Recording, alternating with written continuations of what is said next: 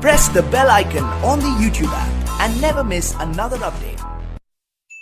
Hello guys, आप सब कैसे हो? वेलकम बैक आपका अपना चैनल केमिस्ट्री पॉइंट बाय विशाल सोनी। बच्चों, आज हम एक इम्पोर्टेंट सीरीज़ पढ़ेंगे।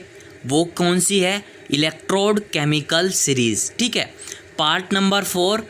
पार्ट नंबर 3 में बच्चों मैंने एक्चुअली कैथोड की एक अलग वैल्यू बताई थी और एनोड की बच्चों मैंने एक अलग वैल्यू बताई थी, और जो हमारी ओवरऑल सेल की वैल्यू निकल के आई थी वो एक्चुअली 1.10 वोल्ट निकल के आई थी। कुछ बच्चों का कहना है कि सर ये आपने ओवरऑल वैल्यू जो निकाली है तो बच्चों कैथोड की वैल्यू क्या होगी सर, और एनोड की वैल्यू क्या होगी? तो इसलिए मैंने बच्चों पार्ट 3 के अंदर मैंने वो स्टैंडर्ड हाइड्रोजन इलेक्ट्रोड को प्रूफ किया है, उसको रिप्रेजेंट करके मैंने ओवरऑल उसकी वैल्यू को पुटअप किया है। तो बच्चों आज हम पढ़ेंगे इलेक्ट्रोड केमिकल सीरीज़ क्या होती है। तो बच्चों वीडियो को स्टार्ट करने से पहले चैनल को लाइक करो, सब्सक्राइब करो, बेल आइकन दबाओ। That is clear? ओके। तो इसमें एक क्वेश्चन मैं आपसे पूछता हूँ कि सिंपल इलेक्ट्रोड पोटेंशियल क्या होता है और स्टैंडर्ड इलेक्ट्रोड पोटेंशियल क्या होता है? इन दोनों में बीच में क्या डिफरेंट है? क्या आप बच्चों कोई भी स्टूडेंट, कोई भी अदर ETC XYZ, क्या आप मेरे को बता सकते हो? प्लीज़ बताओ मेरे को कि सिंपल इलेक्ट्रोड पोटेंशियल के अंदर हमें कौन सी टर्म को यूज़ करना है और स्टैंडर्ड इलेक्ट्रोड पोटेंशियल के अंदर हमें कौन सी सीरीज़ को अपलोड करना है। तो फर्स्ट ऑफ ऑल मैं बताऊंगा। फर्स्ट ऑफ ऑल बच्चों हम पढ़ेंगे कि इलेक्ट्रोड केमिकल सीरीज़ एक्चुअली क्या होती है। तो it is the arrangement of element बोल दो या आप बोल दो इलेक्ट्रोड। ठीक है, इन द इंक्रीजिंग ऑर्डर, किसके ऑर्डर में? इंक्रीजिंग ऑर्डर में, ऑफ द ई नोट। मतलब बच्चों हमारा ई नोट का मतलब क्या होता है? Standard electrode potential value. That is clear? Actually इसमें क्या बताया है कि जो हमारी स्टैंडर्ड इलेक्ट्रोड पोटेंशियल जो हम वैल्यू को पुटअप करेंगे इंक्रीजिंग ऑर्डर के अनुसार, उसको हम अरेंजमेंट करेंगे, उसी को बोलते हैं हम इलेक्ट्रोड केमिकल सीरीज़। क्या बोलते हैं? Electrode chemical series. ठीक है, एक मेरा क्वेश्चन बनता है आपसे कि हमारा सिंपल इलेक्ट्रोड पोटेंशियल क्या होता है? ठीक है, और हमारा बच्चों एक क्वेश्चन और बनता है यहाँ कि स्टैंडर्ड इलेक्ट्रोड पोटेंशियल के अंदर हम कौन सी सीरीज़ को अपलोड करते हैं, कैसे अपलोड करेंगे? ठीक है, इसके अंदर हमें कौन सी वैल्यू को रिप्रेजेंट करना है और इस वैल्यू को, इस स्टैंडर्ड के अंदर हमें कौन सी वैल्यू को रिप्रेजेंट करना है।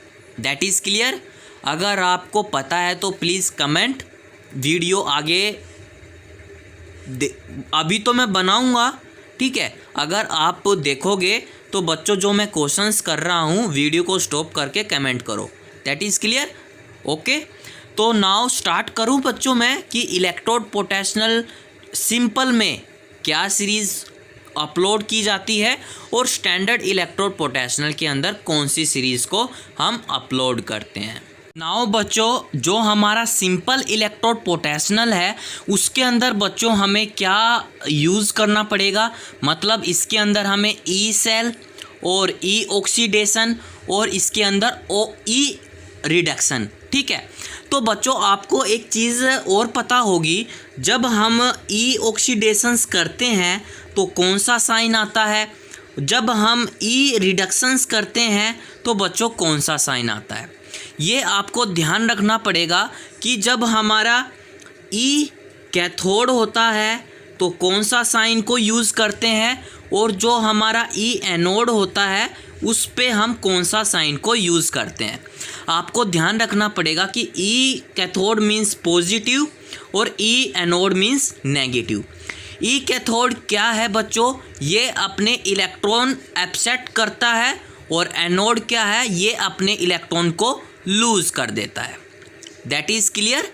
एक और फॉर्मूला बताया था मैंने वहाँ, ROCR, ये ना AOCR मतलब ऑक्सीडेशन, रिडक्शंस, कैटायन और एनायन।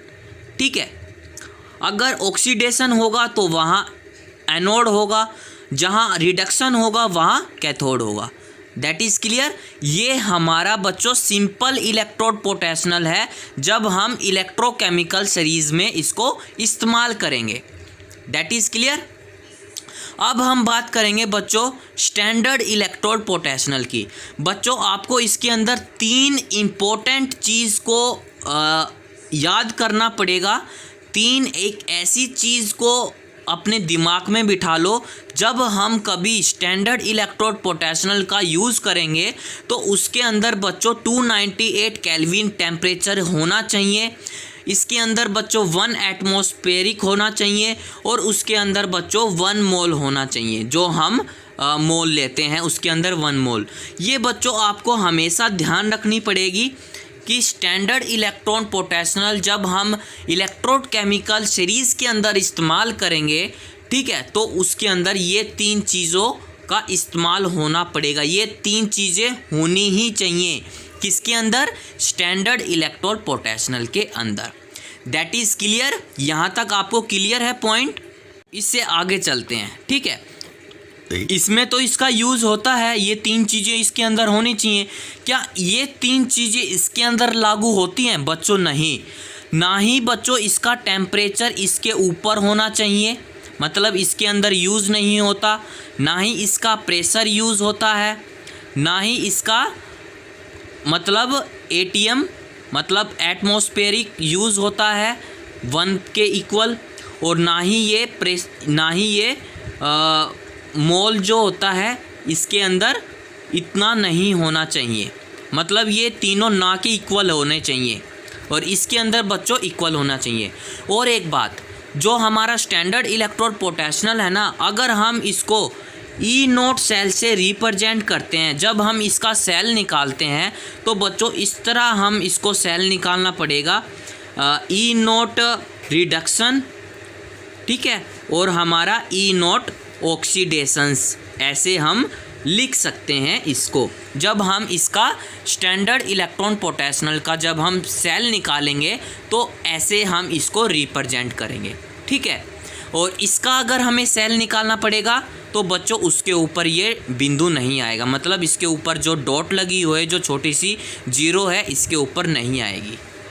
एक बात और ध्यान रखना बच्चों कि जो हमारी अगर स्टैंडर्ड इलेक्ट्रोड पोटेंशियल के अंदर बच्चों ये 3 इक्वेशंस अगर बिगड़ जाए, मतलब इसके अंदर जो मोलैलिटी ली है अगर वो 0.5 ली जाए तो बच्चों ये अनस्टैंडर्ड इलेक्ट्रोड पोटेंशियल कहलाएगा। That is clear. और जो हमारा इसके अंदर फार्मूला बनेगा वो E0 cell is equal to E cathode E anode. आपको पता है कैथोड के साथ रिडक्शन होता है, एनोड के साथ ऑक्सीडेशन होता है। ठीक है, और एक फॉर्मूला और लिख सकते हैं E0 राइट और E0 लेफ़्ट। अगर बच्चों अगर आपको ये स्टैंडर्ड इलेक्ट्रोड पोटेंशियल अगर आपको निकालना आ गया तो बच्चों आप इलेक्ट्रोड केमिकल सीरीज़ पढ़ने के लिए बिल्कुल क्या हो, रेडी, एकदम रेडी हो बिल्कुल। जब हम दूल्हे को तैयार करते हैं, उसको हम टिप टॉप बना के रेडी करते हैं कि हाँ ये अब तैयार है, तो जब हम स्टैंडर्ड इलेक्ट्रोड पोटेंशियल को सीख लेंगे, उसके फॉर्मूले को अच्छे से सीख लेंगे, इक्वेशंस बनाना सीख जाएंगे, तो बच्चों आप इलेक्ट्रोड केमिकल सीरीज़ पढ़ने के लिए बिल्कुल लागू हो। That is clear.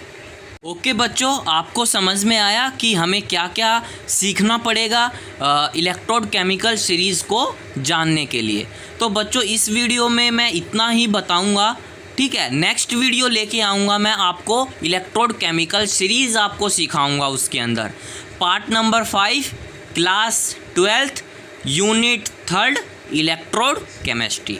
ओके बच्चों, वीडियो अच्छी लगी होगी तो लाइक करना, शेयर करना, सब्सक्राइब करना तो बिल्कुल मत भूलना, और ना ही उसका बेल आइकन दबाना मत भूलना। ओके बच्चों, थैंक यू।